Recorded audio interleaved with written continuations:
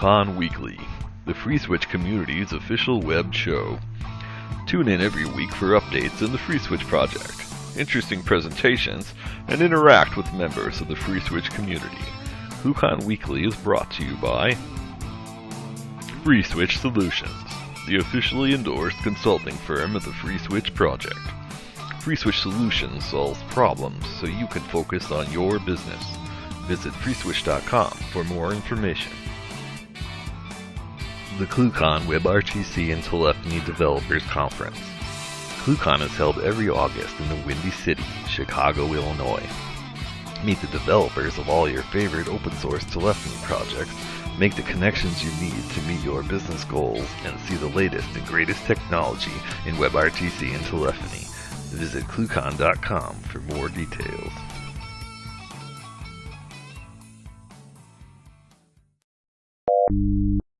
Yeah, good morning, guys. Welcome to ClueCon Weekly. Today is October 21st, and we have Daniel from the Kamailio project joining us today, and he'll be joining us here in just a few minutes. This past week, there's not really a lot of announcements. The team's been spread out all over the place and visiting a lot of people. So, Mr. West, how are you doing? I'm doing pretty good today. Where have you been hiding? Well, last week I was in sunny Orlando at AstraCon with Mr. Bodie over there. I think he was enjoying some pink drinks. But we'll hear about that later in the call after we're done. But yeah, it was a good experience. I moderated the RTC panel at AstraCon. I did some MC work in the afternoon for a couple of the speakers. And kind of drove the discussion there. It was an interesting time. We had a lot of fun. Yeah, cool. So anything of interest that you want to point out that came out from that? I think you had a pretty interesting demo there, didn't you? Yeah, I don't want to spoil it now, but I'm going to be recording a video that demonstrates what I demoed at AstraCon. I'm going to go into a more deep dive explanation of exactly what was taking place. I did the dangerous demo over packet loss and Opus and how we were able to have intelligible audio at 40% packet loss, but I don't think a lot of people in the audience actually grasped what exactly I was showing them there. The ones that did get it come up to me afterwards and were like, wow. And a couple of people did miss the demo, and I redid the demo in the hallway for a few people as well. So I'm going to do that on video sometime this week, and we'll get that published and tweeted out on the YouTube channel as well. Cool. So 40% packet loss, still intelligible? Yes, it fell apart at 55, though. I decided at the last second on stage live to push it beyond what I even tested it. So it was interesting. That's cool. That's cool. I know you and Tony and Mike and the rest of the team put in a fair bit of work on getting that working right. So watch for that announcement coming out, guys. If you want to get the update when Brian posts that video, follow us on Twitter, FreeSwitch on Twitter, and follow us today. Next up, we have Miss Kathleen King. How are you doing, ma'am? I'm doing pretty well. We had a pretty quiet week for the Week in Review, just some updates to the Verto Communicator. But in terms of social media, if you have a picture from AstraCon and you see any bit of Brian in it, tweet it in. We're going to play a Where's Waldo with Brian at AstraCon. And we're going to see how many pictures we can get of him or with him in the background or something. So tweet those to @FreeSwitch or even @ClueCon, and be sure to follow us on Twitter and FreeSwitch for announcements. Thank you. Next up, we have Daniel. Daniel, how are you doing today, sir? Go ahead and unmute yourself, Daniel. Yep, I'm doing well. The weather could be a bit nicer. Somehow I recovered from the last 2 weeks trip where I met also Brian at AstraCon, Mr. James Buddy, also the guys at KazuCon and Mike Juris. So it was interesting trip I had to do in US. A few events there, meeting the VoIP guys on the other side of the ocean. Otherwise, the usual work, Kamailio, SIP, not much packet loss, but, signaling stuff as Yep. you know. Cool. So for guys that don't know who you are, can you tell everybody who you are and a little bit about Kamailio so they know what we're dealing with today? Sure. So the full name is Daniel-Constantin Mierla. I'm actually originally from Romania, living now in Berlin, Germany. And about beginning of 2002, I joined here in Berlin a research institute named Fraunhofer Focus, being involved in developing SIP server, signaling only. So we don't really care about media. It's about routing the SIP messages. The name of the project at that time was SIP Express Router, short name SER or SER, German variant. Later, it was a fork, OpenSCR, followed by a rename, which ended up to be Kamailio. So what I'm doing basically for all these past years, it's developing and deploying SIP signaling servers, known also as SIP proxy. One of the typical use cases for proxies being, out of the media stream, it's scalability. So Kamailio, it's open source, it's GPL, used for routing SIP packets. It's a slightly different that what people will, compare with FreeSwitch eventually, in the way of we are not a telephony engine at the core.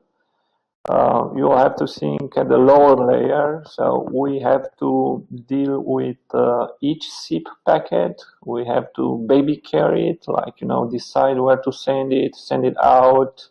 If it's no response, maybe try another destination, so-called serial forking. We can do also parallel forking, sending to multiple destinations at the same time.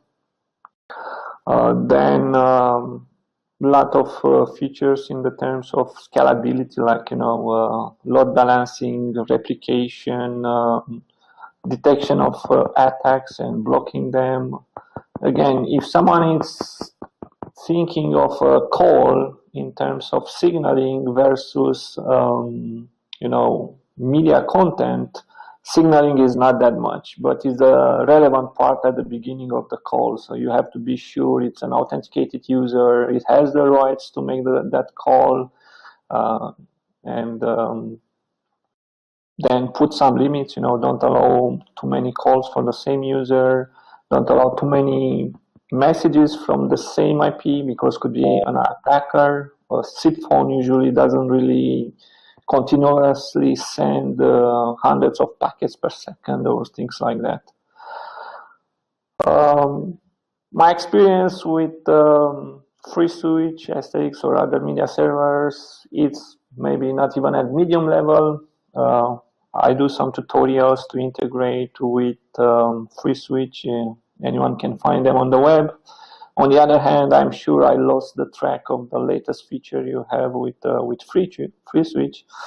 But most of the projects where a proxy is needed, practically a media server like FreeSwitch has to be one or more, has to be in the platform, because we can't do IVR, can't do this transcoding or conferencing. For that, we use, for example, FreeSwitch. So what's a typical use case that you guys see with, say, Kamailio and FreeSwitch? Is it just typically, you'll say, a load balancer or registration proxy out in front of several FreeSwitch servers? Yeah, that's one of the typical use cases, and from my point of view, probably the most common one in regards to FreeSwitch. but could be also used as a list code routing engine. Not being a telephony engine and not a back-to-back user agent, we don't interfere with the capabilities of the client. So if the client wants to do presence, we can do it. Instant messaging, we can do it. Or if they support new codecs, it's fine for us. Or if they will do, I don't know, 3D holograms tomorrow, the call should just go fine through Kamailio. It's a matter of the endpoints to understand what they transmit one to each other. Right. So from that perspective, you guys just live in the signaling layer of SIP. So you leave the RTP up to the endpoints, whatever those happen to be, or to the media server in this case, free switch like we're doing here with the video call today. You don't really care about what's actually in the SDP unless the Kamailio user wants to mangle the SDP for, say, a NAT purposes or something. Yeah, that's true.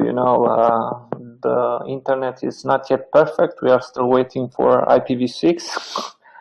So we have to deal with NAT routers, and most of the devices now, at least in Europe, are behind NAT routers. So for that, we will need to relay the RTP streams, but we don't need to understand. So RTP, if you look at the lower layer, is just a packet sent over UDP.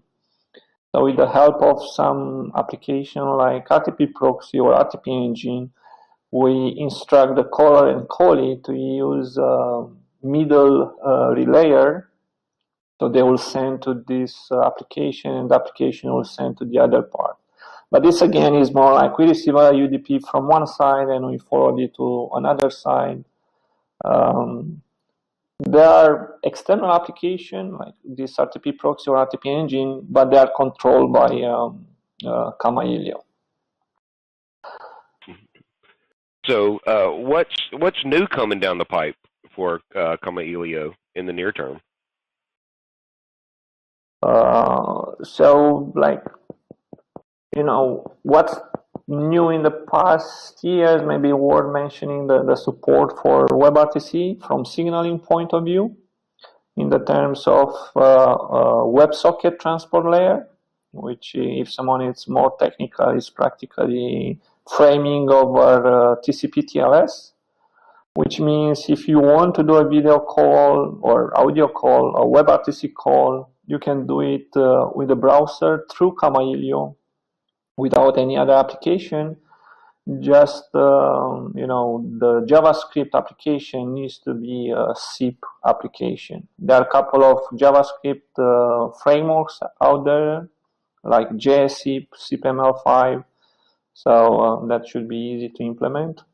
Then on the server side, Kamailio will take care of routing the signaling between the browsers. RTP engine, again, it's a related application mainly used for NAT traversal, but has this capability of encryption, decryption. So practically you can call between web browser and a classic SIP phone, I don't know, Polycom, Snom, Grandstream, that doesn't support the SRTP as required by WebRTC specs. So you can do it with Kamailio and RTP engine. Then other features, polishing different or optimizing different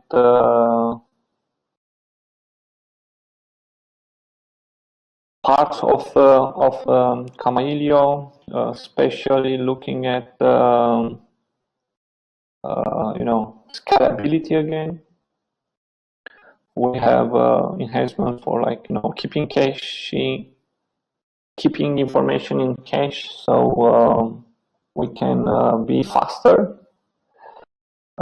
Actually, one of the topics I wanted to approach was about what you can tune in Kamailio to get even more performances, as I had a presentation at one of the last events. Probably speed test, okay. just doesn't work that way. Okay. Exactly. Yeah. Okay. So, other extensions. I'm not sure how many of you are into the voice over LT, but there are a couple of developers, companies out there working with IMS extensions. Everyone is kind of scared about that. I'm not much into it, I would say, as well. But it has to happen because it's what 4G, 5G operators will have to deploy. So if someone needs, at least for playing with it, probably it's cheaper to get it from Kamailio than getting something from Huawei or I don't know, Ericsson, whoever else it's selling such things.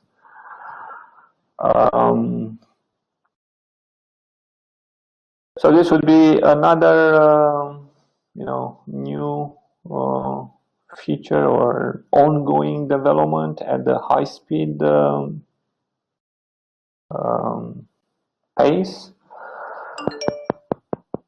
We try to keep also the pace with what's cool out there. Things like NoSQL, so supporting to connect to NoSQL backends or trying to expose APIs so other application developers could easily hook into Kamailio, so get events when some SIP signaling packet is handled and then decide what to do with it outside of Kamailio. For those that are not familiar with Kamailio at all, we are actually a framework. You can't say you just take Kamailio and that's it. You have a product because there are many use cases. Again, like load balancer, could be a registrar, could be a list code router, could be a transport layer gateway, TCP to TLS or IPv4 to IPv6.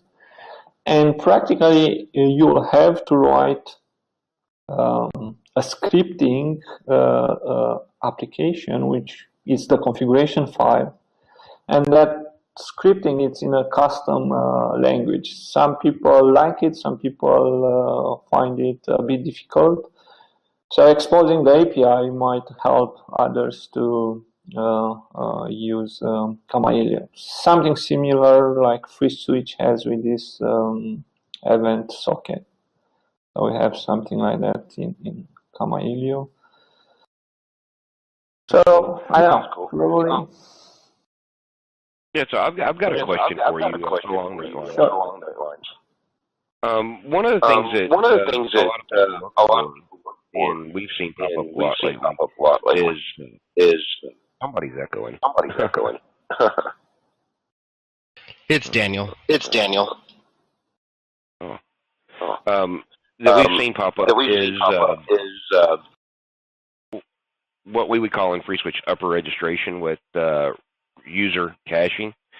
And what I mean by that is Kamailio doesn't necessarily have access to the user database, but somebody registers to Kamailio registration back to the registrar behind and then just keeps okay in the registration based on the good response back from the registrar, but it stretches that load out on the registrar. So the client may be registering for NAT purposes once a minute, but we're only telling the registrar to update the registration, say maybe once an hour, so we don't load up the registrar too heavily.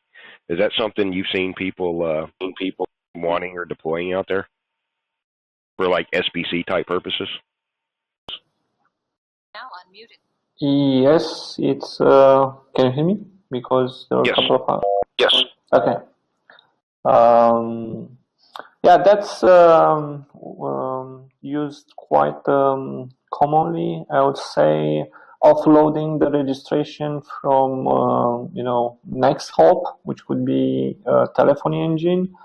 We can either like register to the next hop on the behalf of the users, and we absorb incoming registration, or we forward them, but again with some tweaks there, not to forward all the requests. So we forward by updating the expiration interval, and of course we'll keep a copy locally, so we'll handle next registrations.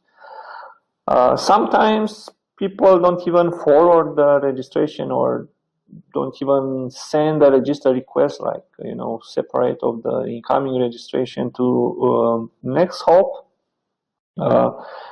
because they can use in media servers this outbound proxy address, and all the calls will be sent back to Kamailio if Kamailio is used as a hproxy SBC node. Depends on the use case, because in some cases you need registration state on the next node if it's doing some queuing or BLF stuff like that. Some of the application require the registration information. But again, main purpose would be offloading next nodes for signaling, like bad signaling. Attacks, stop them in Kamailio. Also authentication, because authentication, it's another round trip. For each request, you'll send back a response, wait for the next one, and that could stress telephony engines for something that is not like a business case, like something generating the money, like IVR system or a conference mixer or something like that. So the question is yes. Cool. All right, guys. Does I want to? Do you have anything else you want to put out there, Daniel, or are we ready to open up the rest if anybody has any questions? Well, I think if people have questions, I will rather take them. Otherwise, I can approach a couple of subjects I have in mind. You mentioned NoSQL support. Were there any particular databases? Oh, William, your audio is kind of hammered. Yeah, I can't hear. I'm not sure if it's me or if it's from... It's William. Okay. Yeah. Actually, William's question is, are there what specific NoSQL databases are supported? So MySQL, I would say it was first and probably used a lot, followed by Postgres. Might be that Postgres is a bit more popular in US than MySQL. So MySQL would be more Europe, to my knowledge. But then we have other connectors. Some of them are like native. So we even support SQLite. If you have a small deployment, you want to run it on a small device, probably that's the best option. We have a custom one actually written from scratch. We call it dbtext. You don't need any external library or other system.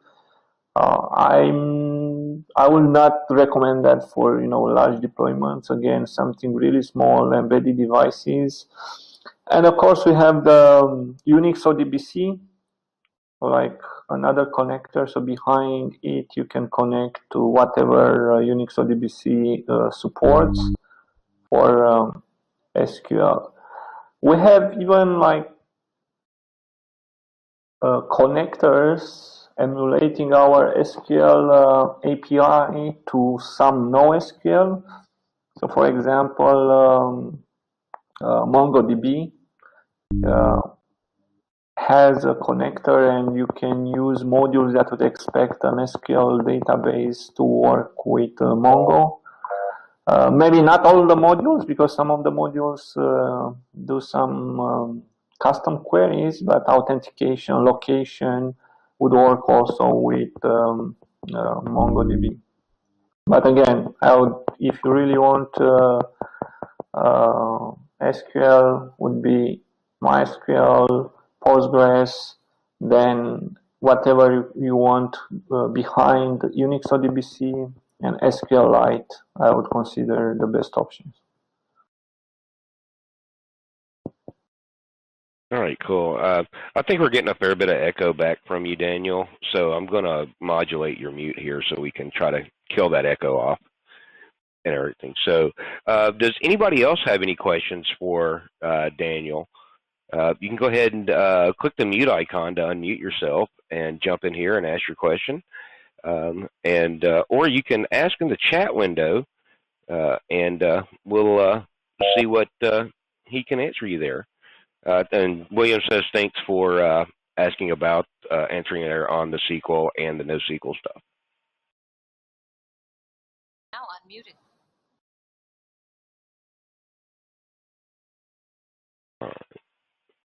All right. So yeah, sorry about that, Daniel. So you said you had some another topic that you might want to bring up here. So go ahead and get started on that. You are now unmuted. Okay, so one of the topics which actually had good interest at a conference in Chicago was optimization for SIP signaling on mobile networks. And the other topic would be, again, what you can tune in Kamailio to increase the performances of one instance. So, you know, being able to handle more phones connected to the same Kamailio instance. So I can actually send some links for those that want to look at the slides. One moment. So again, even if signaling is not the big part of the call, it's still relevant for you know, having a good quality of experience, at least for users. So here would be the first link. Where is my too many browsers here? So this would be one. If someone wants to look at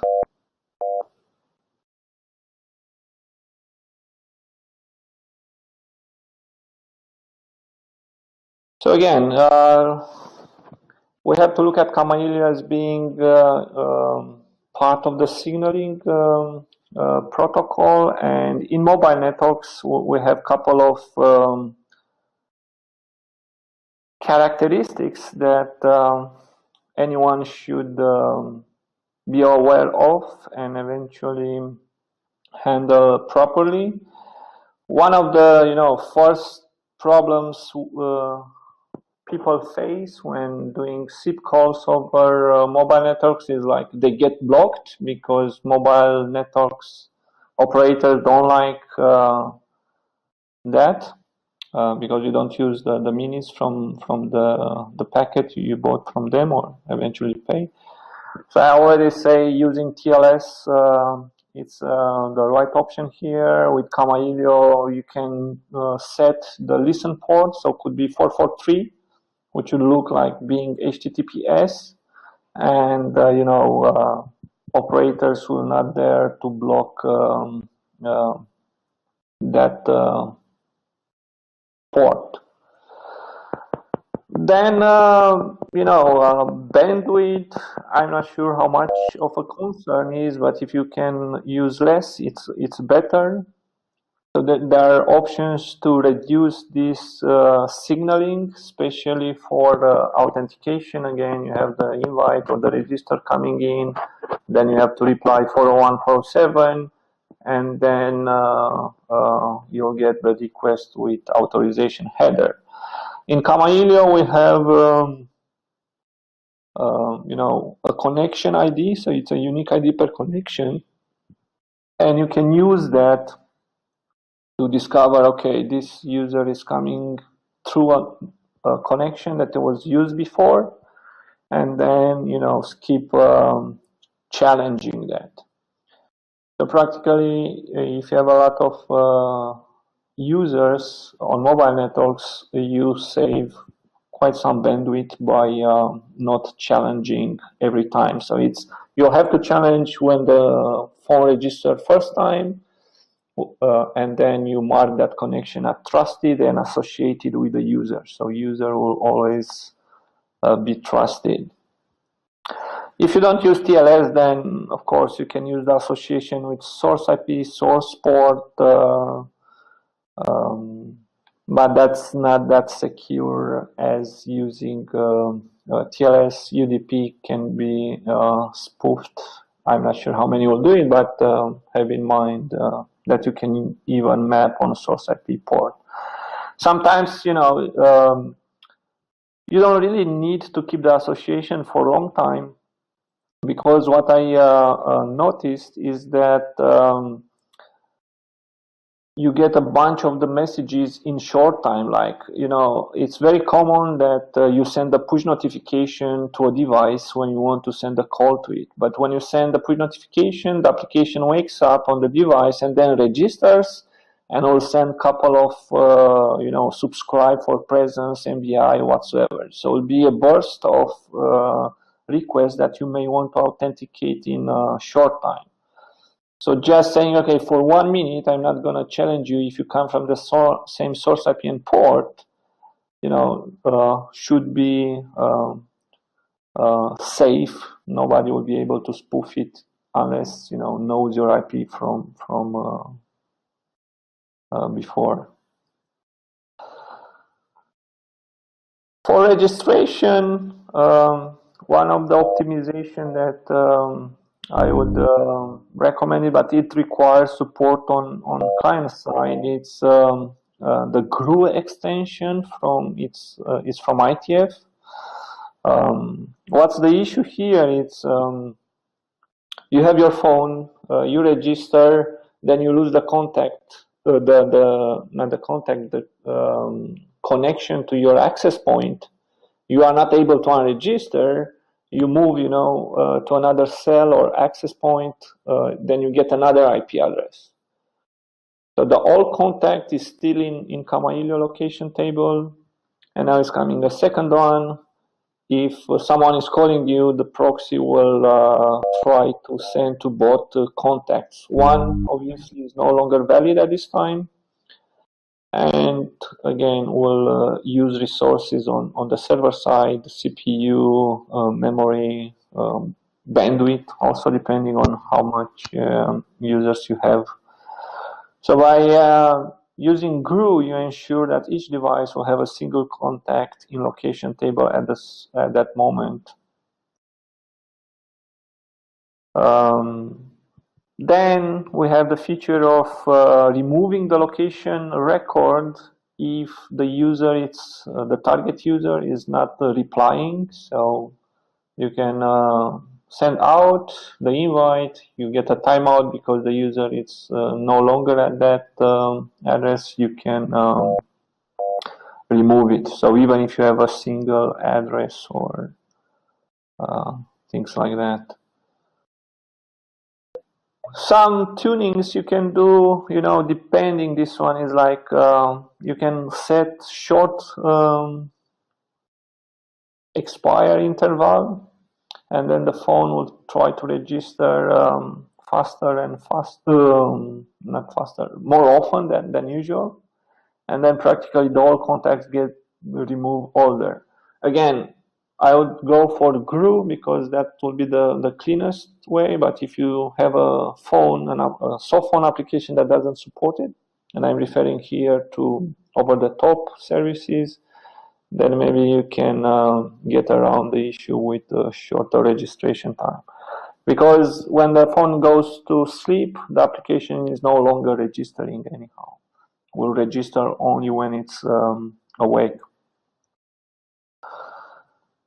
Moving forward to other use cases, bandwidth size. When acting as a proxy in Kamailio, have options to strip headers. A lot of phones now, they add tons of headers, some of them irrelevant for the purpose of the call, so they can be removed. Also have an SDP parser used for tuning the SDP for RTP relay on case of NAT, but could be used also to remove some codecs if you don't want to support them, or even remove media streams.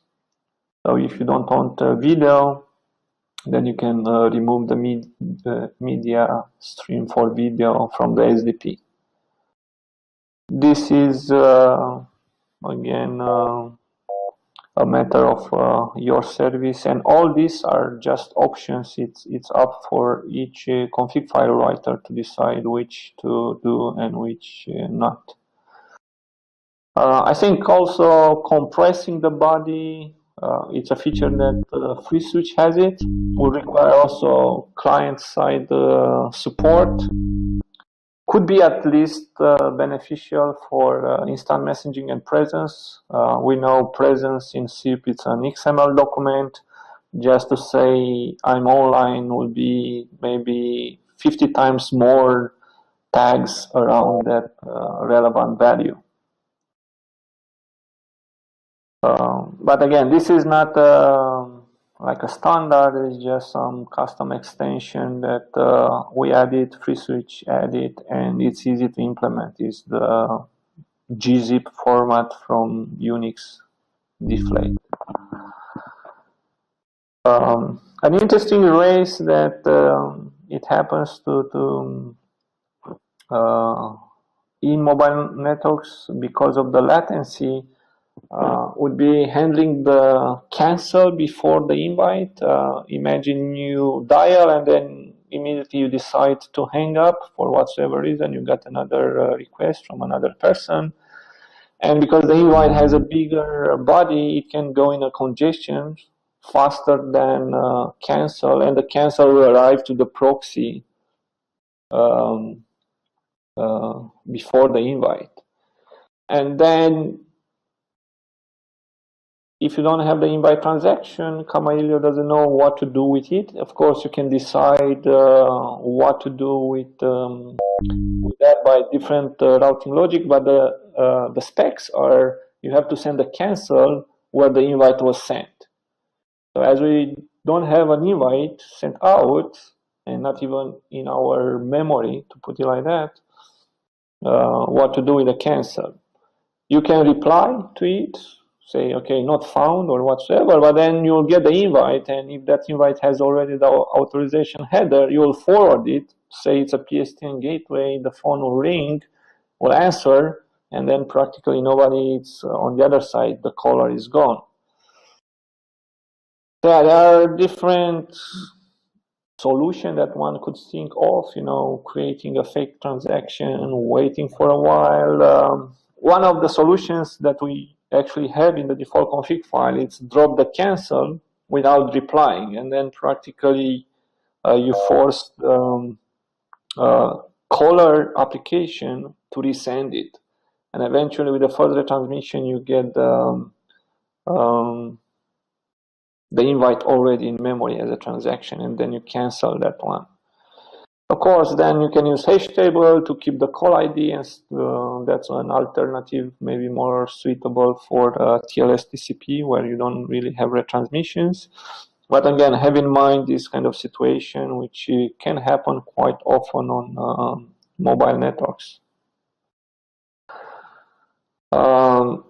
Related to Kamailio processing as an architecture, we start a pool of processes. We call them SIP workers. These are the processes that take the decision where to send each SIP message, including the replies and the requests. So it's better not to block them. And if you need to send push notification, it's better to use asynchronous framework in Kamailio, which means delegate the push notification to another process, let the SIP worker processes handle next SIP messages. Meanwhile, the call or the invite for which you have to send the notification, it's parked in memory, we call it, it's a suspended transaction. So when the push notification is finished and the destination is registered, or whatever was the purpose of that push notification, then you can resume the execution of the associated transaction.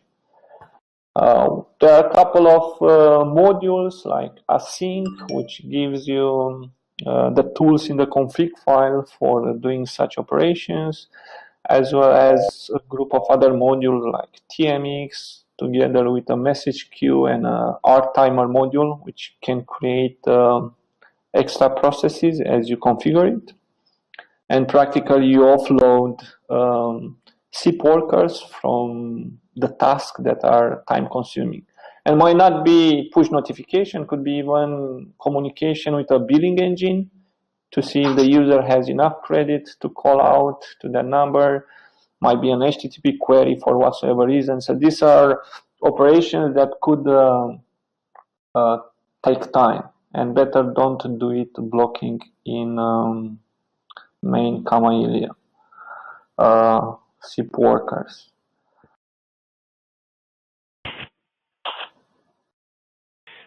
So I've got a question for you, Daniel. Talking about optimizing in mobile networks, one of the big things that people deal with is they'll be on their mobile device, with their cell phone, and they'll be at home, and obviously, they always have Wi-Fi turned on to not burn their data plan, but then they're on a call and they decide to go to the market or whatever.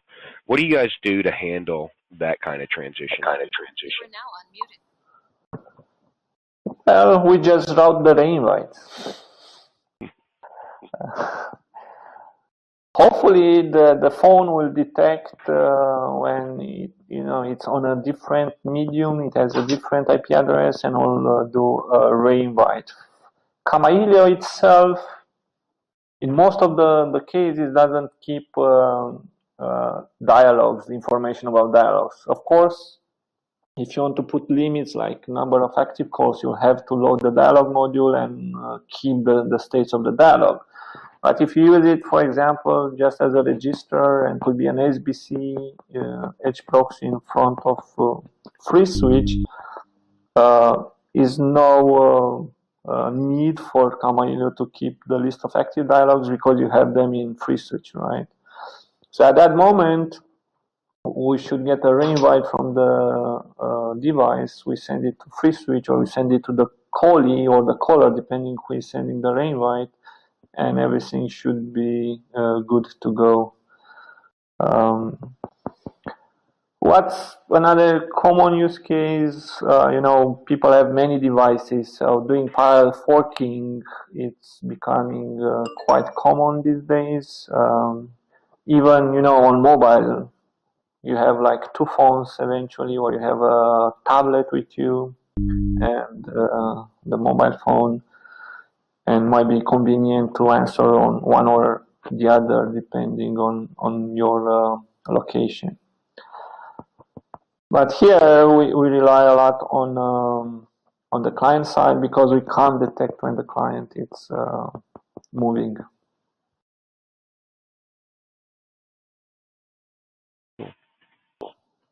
Other questions? Hey, anybody have any questions for Daniel? Mouse over the video, you'll see a little microphone there. You can click that to unmute yourself. Go ahead and do that and pop in here. Give everybody just a second, Daniel, while they're formulating their questions. If they don't want to ask here, ask on IRC or in HipChat, or even in the little chat window there. Daniel can see that in the chat window, and he will answer your question.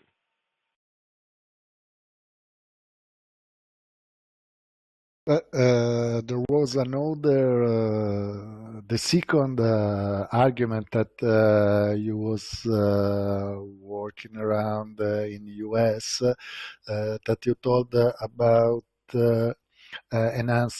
performance enhancements and how to pack more signaling messaging into Kamailio. And maybe you want to start exposing this and give us the link to the slides. Sure. You are now unmuted. Sure. So here is the link. So this is the talk I did at AstriCon. Here is the link.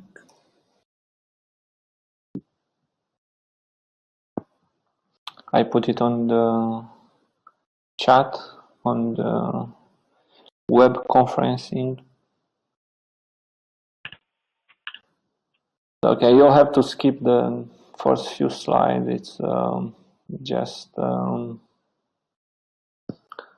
short introduction of Kamailio. Then more or less kind of same approach, looking at use cases for Kamailio, registration, authentication.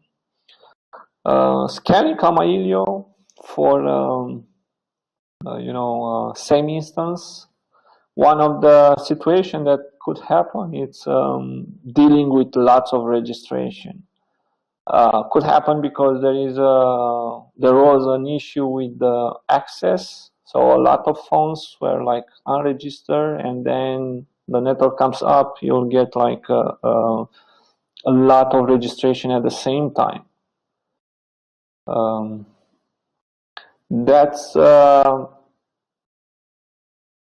That exposed to issues. Maybe you are not able to handle the full amount of registration requests at the same time.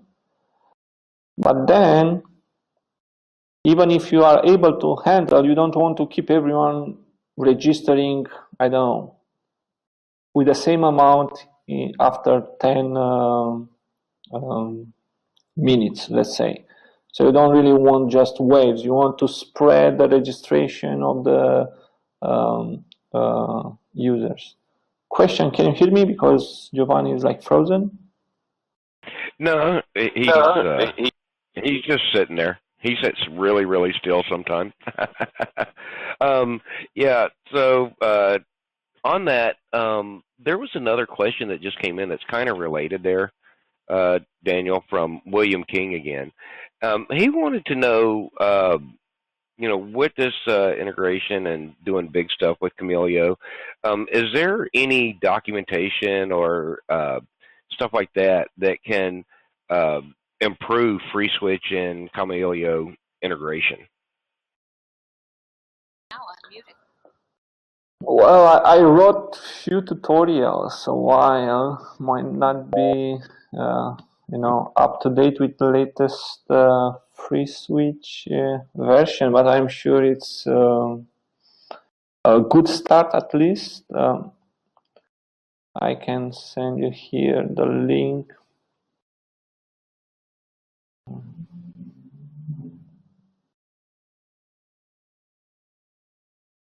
It's on so-called knowledge base from Asipto. Asipto is the company I work for. And there are a couple of tutorials to integrate Kamailio and FreeSwitch. I see the last one is with FreeSwitch 1.2. I think you have 1.6 now, so a while ago. If I remember correctly, I was relying on Lua to generate the dial plan in FreeSwitch using the same database. So the profile was in Kamailio, subscriber table. I had to add there the PIN code, to access your voicemail, stuff like that. Otherwise, it was more like sharing the database. What's important from my point of view, it's configuring FreeSwitch to trust Kamailio. So don't ask for authentication, avoid these extra loops. Even maybe Kamailio can do it. It's pointless as you have it in the same network eventually. with that, I was with one of the tutorials. Everything was kept in Kamailio, registration, authentication, and free switch or sending back the invite, the call back to Kamailio. When looping to free switch, you can add some headers to say, I need to transcode this. So if it's G729, I want to get it out G711 or the other way around. So using SIP headers, custom SIP headers helps for integration and avoiding let's say static configs, because this is, in my opinion, the main problem for scalability. Keeping some information locally that, adding a new node means replicating the config file, but what's actually more painful is when you update the config file, you'll have to update all the nodes, no matter it's Kamailio or FreeSwitch. That's the same situation for each of these. So if some of the nodes could just route based on, some scripts that connects to a database or connects to some backend, no SQL whatsoever, plus some headers, that will help with scalability. So using free switch as, back-to-back user agent, transcoding, or simply media server for conferencing, things like that, it's important to offload this authentication registration, because they are not much used for free switch in that use case. I see another comment. Okay. Yeah. So Daniel, we're gonna have to wrap it up here in just a minute, because I know a lot of people have to get on to their next thing at the top of the hour. So I want to thank you for coming in and joining us. We'll have to get you back on here in the near future. We'll get with Kathleen and find another date. So, I know you guys are doing some really cool stuff on there. And so we'll get you back in here, and we can talk about some more things that you can do. I know that Mr. King over there has some more questions, like around load testing and what do you guys do with that. So I think that would be a good topic, because everybody wants to know about how to squeeze more performance out of everything. So thanks for coming in today. And is there anything else you want to get a parting shot in for anyone? You are now unmuted.